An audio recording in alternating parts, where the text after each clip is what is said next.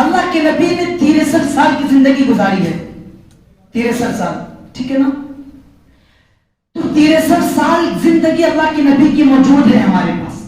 نبی کی ایک ایک ادا موجود ہے. یہ 4 بڑے ائمہ جس کو پوری دنیا جس کو مانتے ہیں نا, امام مالک, امام شافعی, امام احمد بن حنبل, امام مالک, ٹھیک ہے نا, امام ابو حنیفہ, یہ 4 بڑے امام ہیں. اللہ کے نبی کی ہر ایک بات کو, ہر ایک ادا کو اللہ نے ان 4 اماموں کے ذریعے سے محفوظ کیا ہے.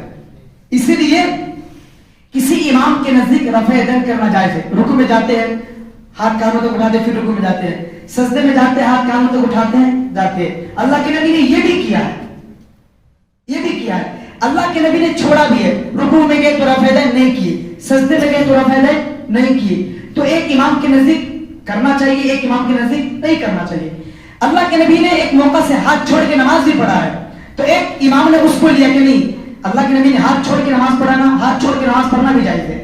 تو آپ کعبہ کے اندر جائیں گے تو آپ کو ہر طرح کے لوگ ملیں گے. 4 امام کو ماننے والے آپ کو مل جائیں گے. کوئی رفع یدین کرتا ہے, کوئی یہاں ہاتھ مارتا ہے, کوئی ناک کے نیچے ہاتھ مارتا ہے. یہ سب اپنی جگہ صحیح, سب بخاری میں موجود ہے, سب اللہ کے نبی نے کیا ہے. تو 4 جو امام ہیں بڑے, جس کو ساری دنیا مانتی ہے, ساری دنیا, ہر ایک مذہب مسلک کے لوگ, ان کے ذریعے سے اللہ تعالیٰ نے اپنے حبیب کے ہر ایک ادا کو محفوظ کیا ہے. یہ بات یاد رکھیے, ٹھیک ہے نا؟ اچھا, اب اللہ کے نبی کی حدیث کو ہم دیکھتے ہیں. اللہ کے نبی کی حدیث ہے, اللہ کے نبی ہر موقع سے یہ حدیث فرماتے تھے, اما بعد فإن خیر الحدیث کتاب اللہ.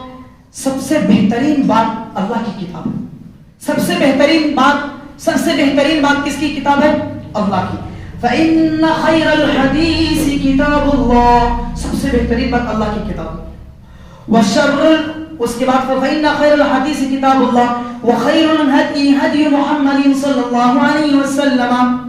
اور سب سے بہترین راستہ میرا راستہ ہے, میرا طریقہ ہے, اللہ کے نبی نے فرمایا. اور آگے کیا فرمایا؟ وشر الامور محدثاتها. اور میرے راستے میں کسی نئی چیز کا ایجاد کرنا, دین کے اندر کسی نئی بات کی شروعات کرنا, اسٹارٹ کرنا, وہ فساد ہے. شر الامور, تمام خرابی, سب سے بڑی خرابی, اللہ کے نبی نے کہا سب سے بڑی خرابی کیا ہے؟ شر الامور محدثاتها.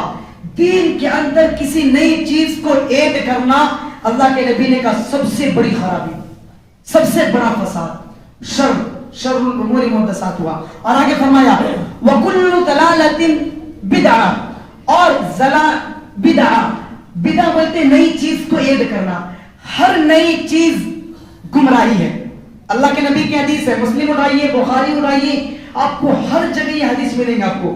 وکل بدعۃ ضلالہ. اور ہر نئی چیز دین میں ایڈ کرنا وہ بدعت ہے. اور بدعت کسے کہتے ہیں؟ بدعت کیا ہوتا ہے؟ وکل ضلالۃ فی النار. اور ہر گمراہی جہنم میں لے جانے والی ہے, ہر بدعت جہنم میں لے جانے والی ہے. اچھا, تو اب یہاں پہ آپ نے کیا سمجھا؟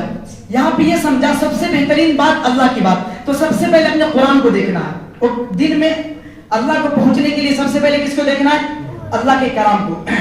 دوسرے نمبر پہ اللہ کے طریقے کو, اللہ کے نبی کے طریقے کو. والہدی ہدی محمد صلی اللہ علیہ وسلم. اور اس کے بعد بہترین راستہ کون سا؟ اللہ کے نبی کا. اس کے بعد جتنا بھی وہ سب گمراہی ہے.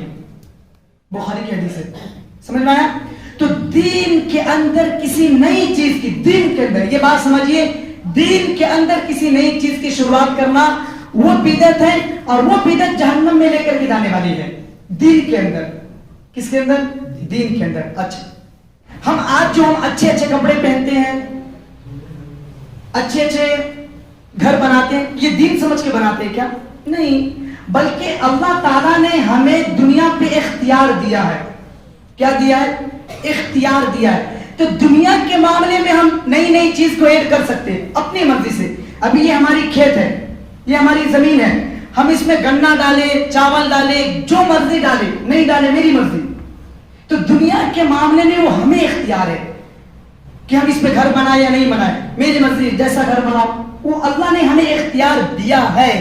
اور اللہ نے یہ بھی کہا ہے وَأَمَّا بِنِعْمَةِ رَبِّكَ فَحَدِّثْ, کہ میں نے جو تمہیں مال دیا نا وہ نظر آنا چاہیے, تھوڑا پہننے میں, کھانے میں, رہنے سہنے میں نظر بھی آنی چاہیے. وہ دکھاوا نہیں ہوتا ہے. تکبر کے انداز میں کریں تو اللہ منع ہی. لیکن اگر اللہ کے نعمت کی شکرانے کے طور پہ یہ کام جو ہم کریں گے نا تو منع نہیں ہے. تو اللہ نے دنیا کو ہمارے لیے مسخر بنایا ہے, ہمارے لیے مسخر بنایا ہے. تو اب ہم جہاز سے حج کرنے جاتے تو کیا دین سمجھ کے جاتے ہیں؟ کیا حج, جہاز سے حج کرنے جانا دین ہے؟ جہاز پہ حج کر کے جانا چاہیے. تو آپ پیدل حج پہ جائے, سواری پہ جائے, بائک پہ جائے, کس پہ جائے آپ کی مرضی, ٹھیک ہے نا. وہ دین کا حصہ نہیں ہے, وہ دین کے لیے مددگار ہے. وہ کس کے لیے؟ دین کے لیے مددگار. ہم پیدل جائیں گے مکہ مدینہ تو پریشانی کا سبب آ سکتی ہے نا, تو ایک ہوائی جہاز ہے, ہم اس سے جا سکتے ہیں. یہ دین کے لیے ہمارے لیے کیا ہے؟ اسباب ہیں, ذرائع ہے, دین کی کاموں پہ مدد کرتے ہیں, ٹھیک ہے نا.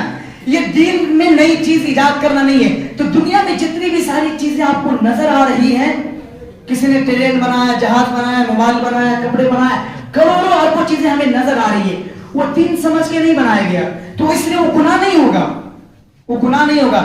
لیکن جیسے ہی ہم کسی بھی نئی چیز کی اپنی طرف سے دین میں شامل کر دیں گے, دین سمجھ کے, وہ گناہ ہو جائے کسی بھی چیز کی. ابھی جمعہ میں 2 ہی رکعت ہے, ہم 4 رکعت پڑھ لیں گے تو یہ نہیں ہوگا, ٹھیک ہے نا. فجر میں 2 ہی رکعت ہے, ہم بولے 4 رکعت پڑھیں گے, اللہ اتنی گہری نیند میں تھا اور اٹھا ہوں تو 2 ہی رکعت کی, 4 رکعت پڑھتا ہوں نا. منع کہاں ہے؟ منع تو نہیں نا. تو دیکھیں, منع اللہ کے نبی کا نہ کرنا ایک وہ بھی منع ہوتا ہے, سمجھ میں نا. اللہ کے نبی نے 2 رکعت پڑھا نا, آگے یہ نہیں کہا کہ 4 رکعت مت پڑھو, یہ نہیں کہا. تو اللہ کے نبی کا 2 رکعت کرنا اتنا ہی اپنے کو کرنا, اور کبھی منع نہ کرنا, منع نہ کرنا وہ بھی اس بات کی دلیل ہوتی ہے کہ اتنا ہی کرنا جتنا کہ اللہ کے نبی نے کیا. اور منع کیا تو بدرجہ اولا ہمیں بچنا چاہیے. جیسے ہمیں سود بیاج سے منع کیا ہے نا, شراب پینے سے منع کیا, زنا کے قریب جانے سے منع کیا, کسی مسلمان کو عزت کرنے سے منع کیا, جھوٹ بولنے سے منع کیا, بد نظری کرنے سے منع کیا, غلط سننے سے منع کیا, غلط بولنے سے منع کیا, غلط جگہوں پہ جانے سے منع کیا. تو بہت ساری ایسی چیزیں ہیں کہ ہمیں اللہ کے نبی نے منع کیا ہے, اور بہت سارے چیزوں میں اللہ کے نبی نے منع نہیں کیا ہے, منع نہیں کیا ہے. تو ہمیں اتنا ہی کرنا ہوگا جتنا اللہ کے نبی نے کیا ہے. کیوں؟ قرآن میں نے پڑھا نا آپ کے سامنے میں, الیوم اکملت لکم دینکم واتممت علیکم نعمتی ورضیت لکم الاسلام دینا. کہ اللہ قرآن میں کہہ رہا کہ میں نے دین اسلام کو مکمل کر دیا, دین اسلام کو مکمل کر دیا. اور قرآن میں اللہ نے ایک جگہ فرمایا 26ویں پارے کے سورۃ الحجرات کی, یا ایھا الذین آمنوا لا تقدموا بین یدی اللہ ورسولہ, اے ایمان والو تم اللہ اور اس کے رسول سے آگے مت بڑھو. ایک طرف دین مکمل ہو گیا, اب دین میں ہم نئی چیز کو ایجاد نہیں کر سکتے. ایک طرف منع بھی اللہ نے کر دیا, یا ایھا الذین آمنوا, دین میں اللہ اس کے رسول سے آگے مت بڑھو, جتنا کہا اتنا ہی کرو, جیسے کیا ویسے ہی کرو. اللہ کو ہمیں پانا ہے نا, تو اللہ کے نبی نے جو سکھایا, جو بتایا, جتنا بتایا اتنا ہی کرنا پڑے گا. اپنی طرف سے ہم کسی بھی چیز کی شروعات کریں گے نا جو نبی نے نہیں کیا, صحابہ نے نہیں کیا, اور لوگوں نے نہیں کیا, تو وہ ہمارا ایجاد کردہ ہوگا. کس کا؟ ہمارا. اگر اس میں غلط چیز ہم کرنے لگے تو گناہ ملے گا. اللہ کے نبی کے جو آنے کا مقصد تھا, مشن تھا, وہ مشن ہمیں معلوم نہیں ہے. بس ایک دن ہم جشن منا لے, نہیں, ایک دن میرے نزدیک 24 گھنٹہ نبی سے محبت کرنا فرض ہے. جس 1 منٹ بھی نبی کی محبت ہمارے دلوں میں نہیں ہے, ہم مسلمان نہیں ہیں. یہ نبی کا فتویٰ ہے. تو نبی سے محبت کرنا صرف ایک دن جشن نہیں, ہر دن جشن منانا ہے. ہمیں ہر دن نبی کی سنتوں پہ عمل کر کے جشن منانا ہے.